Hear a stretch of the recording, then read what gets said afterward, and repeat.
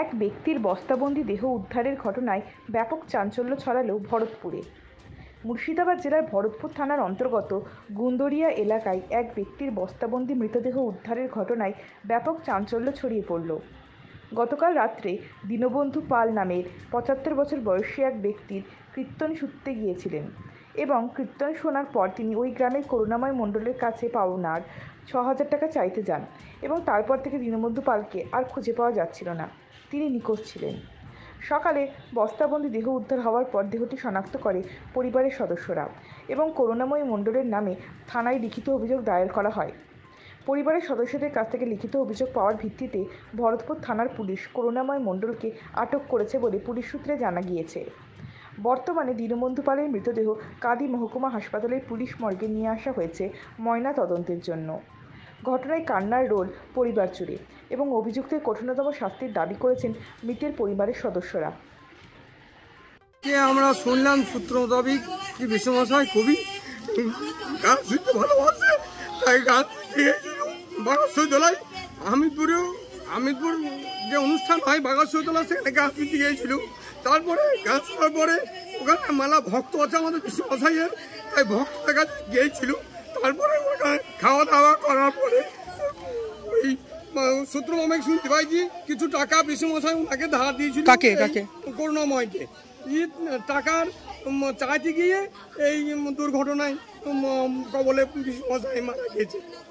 আচ্ছা, আজকে কি হলো সকালবেলায়? আজকে সকালবেলায় আমরা শুনতে পেলাম একটা বস্তা ভর্তি লাশ মাঠের মধ্যে পড়ে আছে, দিয়ে সেই আমরা শুনলাম। তারপরে ওখানকার স্থানীয় লোকজন প্রশাসন নিয়ে গিয়েছে থানায়, দিয়ে আমরা দেখলাম আমাদের বিশ্বমশাই।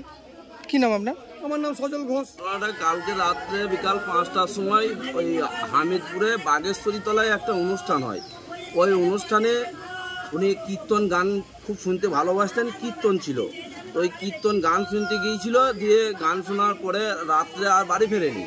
এবার আমরা সকালে যখন খবর পেলাম যে বাগেশ্বরী তলায় একটা বস্তাবন্দি বডি পুলিশ তুলে নিয়ে গিয়েছে, তখন আমাদের বাড়িতে যেহেতু পিসমশাই নেই বলে আমরা একটু খোঁজ খবর করলাম এবং থানাতে জিজ্ঞেস করলাম। তো বলছি হ্যাঁ এরকম গলায় মালা আছে, ৭০-৭৫ বছর বয়স, ধুতি পরে আছে। তখন দেখলাম তাহলে আমাদেরই লোক হতে পারে। আমরা যেই আনুমানিক খুঁজি পেছি না বলে আমরা থানা গিয়ে দেখলাম মারা করে দিয়েছে এবং মাথায় বাড়ি মেরেছে, ভিতরে ঘুঁচাইছে, প্রচণ্ড আঘাত করা হয়েছে, নৃশংসভাবে ওকে খুন করা হয়েছে।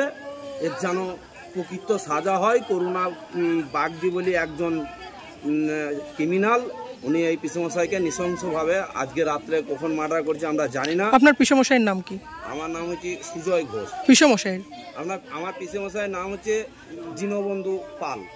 আচ্ছা, যে মারা গেল কেন, অভিযোগটা কি কারণে হলো, এই ঘটনাটা কেন ঘটলো বলে মনে হচ্ছে? কোনো অভিযোগ বলতে অন্য কিছু কারণ নয়, একটা কারণ যেটা আমরা এখন শুনছি অন্য আশপাশের মুখ থেকে, যে ওই করুণা নাকি মানে লেবারের কাজ করতেন। এবার ওর সংসার চালানোর তাগিতে হয়তো সংসার চলছিল না। আমার পিসমশাইকে বলেছিল তোমার জমি কাজ টাজ করে দেবো, আমাকে অগ্রিম ১,৫০০ টাকা দাও। এই পরিপ্রেক্ষিতে পিসমশাই কিছু টাকা ওকে ধার দিয়েছিলেন। এবার ধার দেওয়ার পরে উনি কাজও করে দিচ্ছিলেন না, টাকাটাও দিচ্ছিলেন না। ওই কালকে নাকি পিসমশাই ওকে বাড়ি যেই টাকাটা চাইতে গিয়েছে, এটাই অপরাধ, এটাই শুনছি। আচ্ছা, রাজনৈতিক কিছু জড়িয়ে আছে মধ্যে? না, আমার পিসমশাই কোনো রাজনৈতিক দল করে না, এমনি সাধারণ কৃষক, কোনো রকমের জমি জায়গা চাষবাস করি। কি নাম আপনার? আমার নাম হচ্ছে সুজয় ঘোষ। আপনাদের শহর বেলডাঙ্গা ফুলবাস্তলায় ফার্নিচার জগতের একমাত্র প্রতিষ্ঠান শুভ bedding and steel furniture, Phulbastala, সাঁকুর দক্ষিণ দিকে, আমতলা রোড, বেলডাঙ্গা, মুর্শিদাবাদ। শোরুমে পাচ্ছেন নামি দামি ব্র্যান্ডেড কোম্পানি শোকেস, আলনা, আলমারি, sofa, dressing table, dining table, tea table, computer রাখার টেবিল, চেয়ার, কার্লন সিলিপল গদি এবং ফার্নিচারের যাবতীয় সামগ্রী সুলভ মূল্যে পাওয়া